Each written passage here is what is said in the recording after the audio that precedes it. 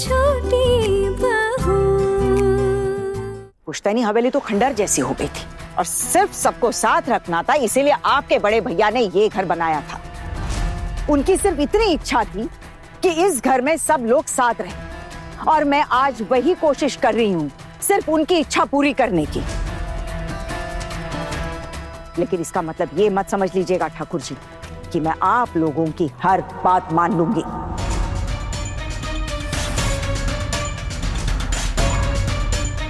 बड़ी मामी, आप मेरी माँ से इस तरह बात नहीं कर सकती हैं। बस बोल तू। जब दो बड़े बात कर रहे हैं तो तुझे बीच में बोलने की जरूरत नहीं है।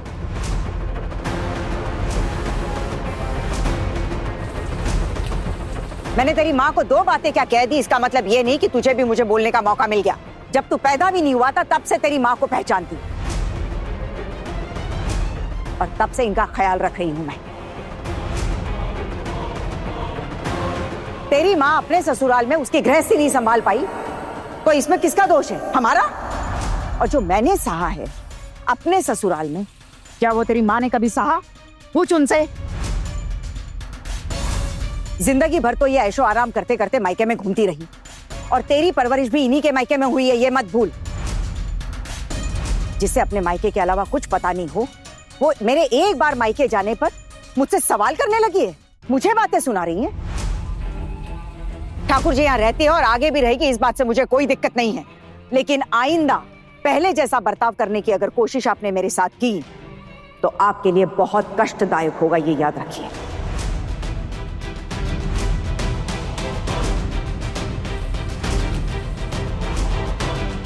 सब समझ में आ रहा है बाकी? अब सब कुछ साफ साफ दिख रहा है कि कौन आपके दिल में हमारे खिलाफ जहर घोल रहा है। अब सब कुछ साफ हो गया। जहर किसी ने नहीं घोला है। अगर इस घर में कोई जहर घोल रहा है तो वो आप है ठाकुर जी।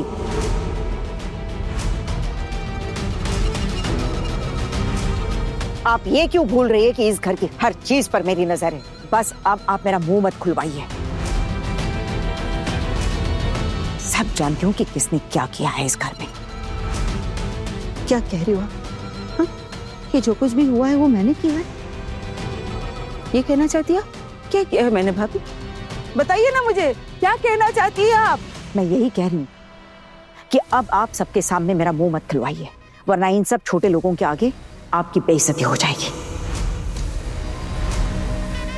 और आइंदा बात करने से पहले सोच समझ लीजिएगा। और ये जो सारा रोना धोना है ना, ये जाकर अपने कमरे में कीजिए। भाभी, आप वैसे बदल गई क्यों अचानक? मैं बदली नहीं हूं देवर जी, मैं जैसी थी वैसी ही हूं। बस फर्क इतना है कि आप लोगों से मेरी खुशियां कभी बर्दाश्त नहीं हुई। अब एक दिन मैं कुछ देर के लिए अपने मायके गई तो आप लोग मुझसे सवाल कर रहे, मुझसे जवाब मांग रहे। नहीं दीदी, ऐसी कोई बात नहीं है। वो तो आपको देर हो गई तो चिंता हो रही थी। ये लड़के बिना कुछ खाए आपका इंतजार कर रहे थे, पुलिस स्टेशन जाने की बात कर रहे थे, बस यही बात है।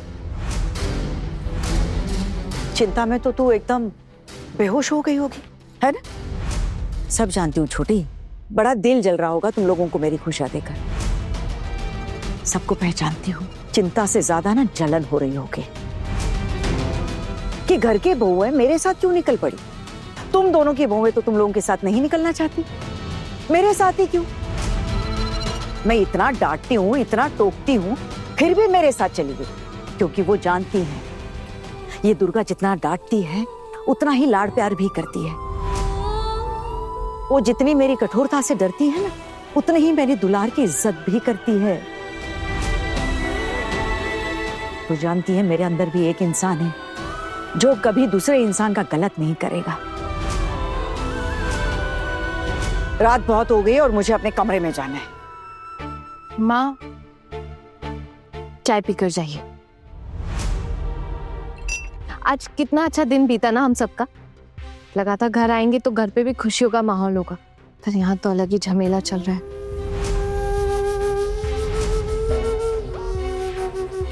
माँ, आप ये सारी बातें ना भूल जाइए अभी, और आप पूरे दिन को याद कीजिए। आज लगभग आपकी 10 साल उम्र कम हो गई है। और जानती है क्यों? क्योंकि आज आप बहुत खुश थी, इसीलिए।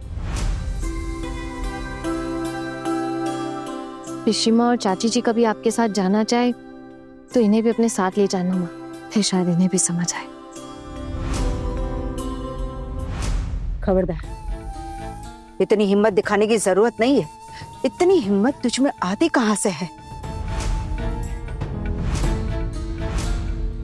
और हमारे पास कोई और काम नहीं है क्या? जहां अब तक नहीं गए वहां आप क्यों जाएंगे भला? मैं तो अपने मायके तक नहीं जाती। तेरे मायके तुझे पूछता ही कौन है छोटी? और फिर जाएगी भी कैसे अपने मायके? तुझे तो शादी के बाद ही पराया कर दिया तेरे मायके वालों ने। मेरे मायके वालों ने भी मुझे पराया कर दिया था, लेकिन मेरे ससुराल के चलते। तेरी तो कहानी ही अलग है छोटी। तेरे माँ बाबा के मरने के बाद उन्होंने तो तुझे कभी पूछा ही नहीं। तेरे भाइयों ने तुझे एक बार के लिए भी याद नहीं किया। तुझे तो बिल्कुल ही भूल गए, बोलो एक बार भी मायके नहीं बुलाया। और फिर मैंने तो तुझे कभी नहीं रोका वहां जाने से। लेकिन अब तू ही सोच, अब जाएगी तो जाएगी कहाँ? तेरे मायके वाले तो तुझे अपना मानते ही नहीं।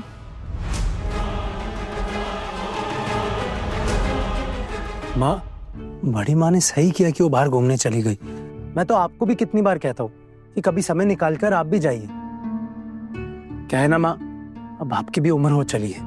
अब आप अपनी खुशी के बारे में नहीं सोचेंगी तो फिर कब सोचेंगी?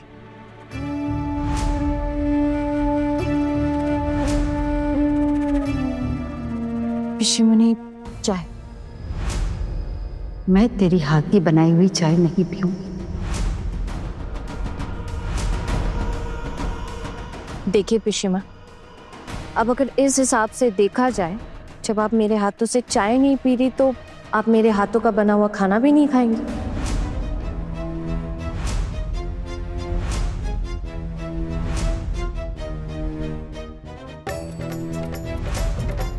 हर रोज तो दीदी लोग खाना नहीं बनाएंगी ना, कभी कभी तो मैं भी बनाऊंगी। तब आप क्या करेंगी? भूखी रहेंगी उस दिन? नहीं, मतलब अगर आप ऐसा ही करना चाहती है तो ठीक है, मैं आपको चाय पीने के लिए भी नहीं बोलूंगी फिर। क्या कहा? देखा छोटू, देखा? देख रहा है इस लड़की को? संभाल ले इसे अभी भी। किस तरह बात कर रही है मेरी माँ से। आना, मैंने आपको कुछ समझाया था, आपको याद है? अभी ये बात रहने दो ना। पिशिमुनी आपसे बड़ी है, ऐसी बातें मत बोलो उनको। लेकिन मैंने कौन सी गलत बात कर दी? मैं तो सिर्फ पिशिमुनी आगे क्या करेंगी ये जानना चाह रही थी। अब आप खुद सोचिए, अगर कल को मैंने बोर दीदी से खाना बनाने की जिम्मेदारी ले ली तो ऐसे तो पिशिमुनी खा ही नहीं पाएंगी।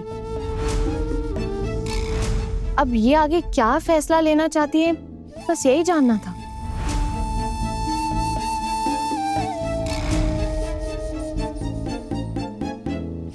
लीजिए, चाय पी लीजिए।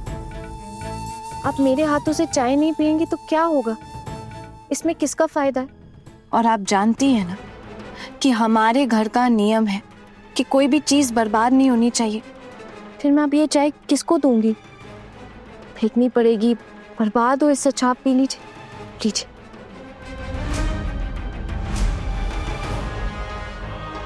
प्लीज ले लीजिए।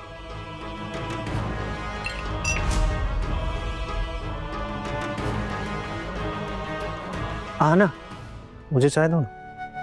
जी। आना, तुमने तो कमाल कर दिया। मैं जानता हूँ एक दिन तुम इस घर में रौनक लेकर आओगी। धीरे धीरे हमारे घर में भी खुशियां बढ़ जाएंगी। माँ अन्नपूर्णा हो तुम हमारे घर में।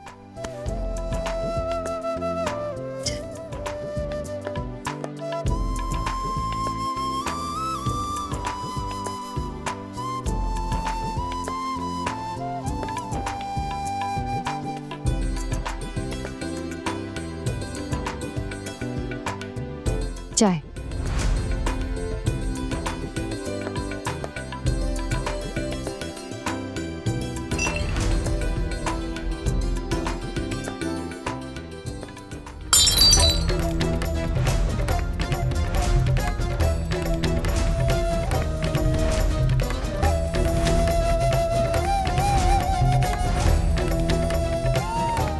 ये क्या बदतमीजी है पोल्टू? कुछ नहीं, चाय नहीं पी। जो लड़की मेरी माँ का अपमान करेगी ना, मैं उसके हाथ की चाय कभी नहीं पी सकता।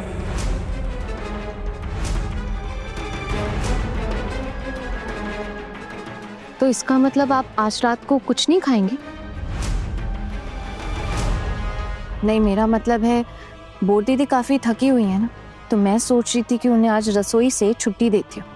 तो आप आज रात का खाना नहीं खाएंगे?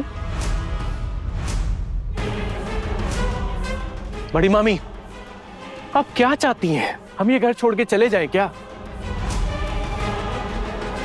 पोल्टू, जब मैंने पहले ऐसे नहीं सोचा तो अब भला ऐसा क्यों सोचूंगी?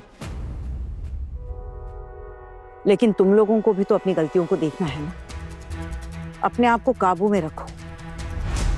और उसके हाथों से चाय क्यों नहीं पिएगा तू? इसने तो तेरी माँ का कोई अपमान नहीं किया।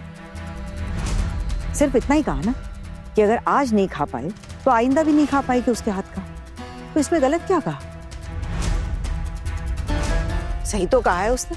अब रोज रोज तो तेरी माँ बात नहीं बदल सकती, इसलिए एक बार उसने अच्छे से पूछ लिया। इसमें तुझे अपमान वाली कौन सी बात लगी रे? पोल्टू दादा, अब मैं पिशी माँ के जैसे आपको चाय का कप जबरदस्ती तो नहीं दे सकती ना, क्योंकि आपने चाय खुद ही फेंक दी है। और आपके घर का नियम तो आप जानती हैं कि हमें दोबारा चाय बनाने की इजाजत नहीं है। हाँ, लेकिन ये झालमुड़ी है, ये मैंने नहीं बनाई, ये आप खा सकते हैं और ये आपके गले में नहीं अटकेगा।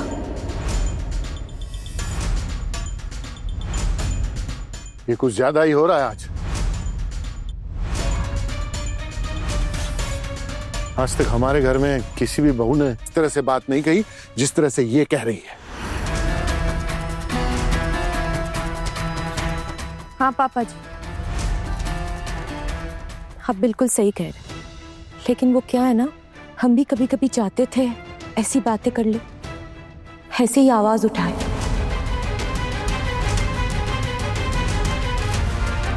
लेकिन अहना की तरह हमें कभी हिम्मत नहीं हुई, तो हम चुप जरूर है, लेकिन अहना की हर बात से सहमत है। हाँ, और हम भी कोई आटा पीसने की मशीन थोड़ी ना है। बटन दबाया तो शुरू हो गए, बटन दबाया तो बंद हो गए। हम भी इंसान ही तो हैं। क्यों जीजी? पारो, तुमको तुम्हारी इंसानियत को ना झोले में भर के ना मायके में फेंक के आऊंगा इस चाय के कप की तरह। ज्यादा उड़ना मत।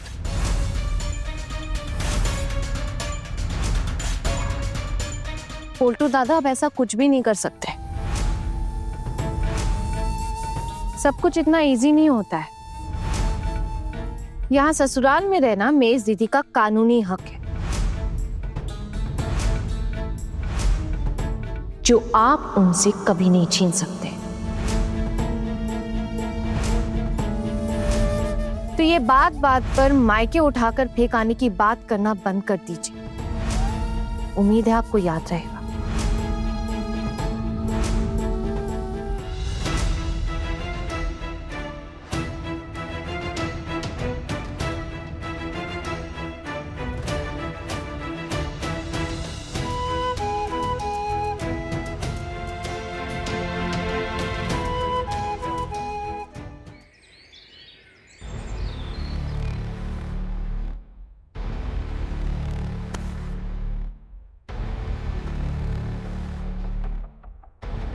पता नहीं कल इतना कुछ हुआ, माँ आज किस मूड में होंगी।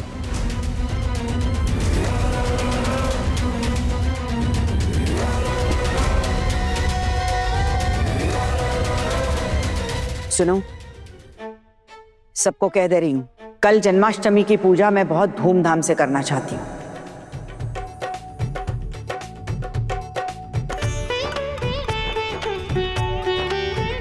बाजार का काम कौन संभालेगा? और कल जन्माष्टमी है, इस बात का तो किसी को ख्याल ही नहीं है। माँ, मैं आज बाजार चला जाऊंगा। आप तो लेकिन हर बार छोटी मोटी पूजा ही करती आई है ना, तो इस बार बड़ी धूमधाम से पूजा, मतलब। हाँ बड़ी मम्मी, धूमधाम से पूजा करने के चक्कर में तो बहुत खर्चा हो जाएगा। उसका क्या? अब खर्चा होगा तो होगा, क्या कर सकते हैं। इस घर में सिर्फ जन्माष्टमी की एक पूजा है जो अच्छे से मनाते हैं, और फिर मैंने ये भी सोचा है कि कुछ लोगों के लिए अन्न प्रसाद का आयोजन भी करूं। बड़ी माँ क्या कहना चाहती है? मतलब आप लोगों के अन्न प्रसाद का आयोजन करेंगी? वो मतलब 5 ब्राह्मणों का भोज, वही ना? 5 ब्राह्मणों को भोज करवाने की बात नहीं कह रही हूँ मैं। पूजा हमारे पंडित जी ही करेंगे, लेकिन सोच रही हूँ कि अड़ोस पड़ोस के लोगों के लिए प्रसाद भोग की व्यवस्था करूँ। बुरा मत मानिए, लेकिन आपने एक बार भी सोचा है कि इसके पीछे कितना खर्चा आएगा? जन्माष्टमी की पूजा के लिए घर के बेटों को सबको थोड़ा थोड़ा पैसा देना पड़ेगा। और देवर जी, इस बार आपको भी कुछ देना होगा। मुझे? मेरे तो वैसे ही महीने का इतना खर्चा रहता है कि सांस भी नहीं ले पाता मैं, और ऊपर से ये इसका खर्चा हो जाएगा तो मेरी तो सांस ही अटक जाएगी। भाभी, एक बार और विचार करके देख लीजिए आप। इससे पहले तो पूजा के लिए आपसे कभी कुछ नहीं मांगा है देवर जी, और गृहस्थी का खर्चा भी इतना संभाल के करती हूँ कि कहीं एक पैसा भी फिजूल में खर्च ना हो पाए। और प्रसाद भोग में थोड़ी खिचड़ी ही तो बनेगी, ऐसे कितने रुपए खर्च हो जाएंगे? माँ, आप तो मेरी हालत जानती हैं। दुकान से जितना भी आता है वो बच्चों के खर्चों में भी पूरा नहीं पड़ता है।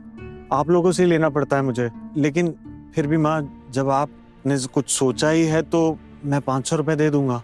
खोकौन, आजकल 500 रुपए में क्या होता है? भाभी, आपकी तो चाल ढाल ही बदल गई है। आप तो पहले ऐसी खर्चीली बिल्कुल नहीं थी। अच्छा, अब समझ में आ रहा है। इस अमीरजादी के चक्कर में आपके दिमाग पर भी भूत सवार हो गया है खर्चा करने का। ये अमीरजादी कितनी अमीर है ये तो हम सब देख ही चुके हैं। इसकी माँ ब्याज पे पैसा लाकर शगुन की साड़ियाँ लेकर आई थी ना, और ये अमीरी तो अपने बड़े पापा और बड़ी माँ की वजह से झाड़ रही थी ना। अब यहाँ आकर चिपक गई हमारे पैसों से अमीरी झाड़ने। अभी भी सावधान कर रही हूँ भाभी, संभल जाइए। ये लड़की आपको एक दिन के लिए आपके मायके का घुमा लाई, ये तो अपने आप को इस घर की महारानी समझ रही। क्या कहा आपने पिशीमा?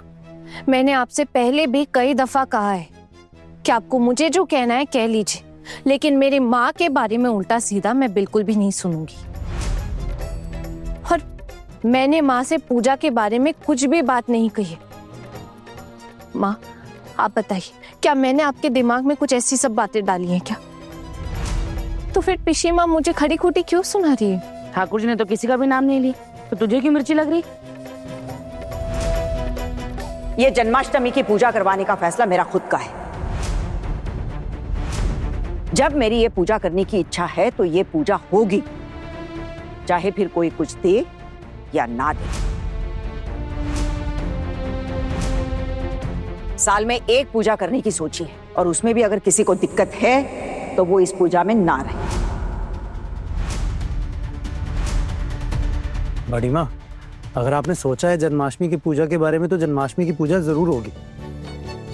और बड़ी माँ, मैं हूं ना, मैं भी तो कमाता हूँ, जो भी पैसे की जरूरत होगी मैं पूरी कर दूंगा।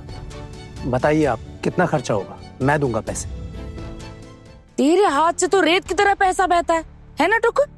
जब देखो तुझे बस खर्चा करने का मौका चाहिए। अरे तू क्यों उठाएगा पूरा खर्चा? मतलब भगवान का सिर्फ तुझे आशीर्वाद देंगे, बाकी सब लोग फ्री में आशीर्वाद बटोरेंगे? वाह। माँ, वैसे मैं सोच रहा था कि मैं भी कुछ पैसे दे दूं, लेकिन इस महीने काफी खर्चा हो गया, जेब में बिल्कुल भी पैसे नहीं। आप बोलती हैं तो मैं उधार लेकर दे देता हूँ आपको पैसे। तो उधार करके पैसे लाएगा और उस पैसों से मैं पूजा करूंगी? नहीं माँ, बस मैं भी क्या करूँ, मेरे पास पैसे थोड़ी है। पूरी की पूरी पगार तो मैं आपके हाथों में दे देता हूँ ना। और मैं हर महीने तुझे उसमें से 500 के कड़क कड़क नोट निकाल के देती हूँ, उसका क्या?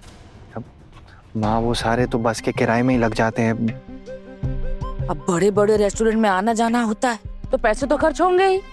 और बड़े सिनेमा हॉल में भी तो जाना होता है ना। पिशीमोनी, आप ऐसी बातें क्यों कर रही हैं मेरे साथ? मैंने पहले भी बोला था ना कि वो खर्चे मैंने नहीं किए थे, वो आहाना ने दिए थे। उसमें से थोड़े बहुत पैसे मैंने दिए थे, लेकिन बाकी आहाना ने ही दिए थे। आपको बार बार ये बात बोलने की जरूरत नहीं है, आप एक बार बोल चुकी। बेटा एक बात बता, तेरी ये जो धर्मपत्नी है वो क्या काम करती है, कितना पैसा कमाती है कि वो इतना पैसा खर्च कर देती है? हम सब तो जानते ही है ना कि इसकी माँ के बारे में कितना पैसा है इसकी माँ के पास। अभी मैं कुछ बोल दूंगा तो ये डायलॉग बाजी शुरू कर देगी है? इतना पैसा आता कहाँ से है इसके पास? अरे मामा जी अभी ये बात रहने दीजिए ना। बड़ी मम्मी देखिए, जो जितने पैसे दे सकता है दे, लेकिन मैं इस बार कुछ पैसे नहीं दे पाऊंगा। मेरे पास बिल्कुल भी पैसे नहीं है देने के लिए। आप गलत मत समझिए, लेकिन मेरे पास पैसे हैं नहीं बिल्कुल भी। सरासर झूठ बोल रहे हैं, झूठ।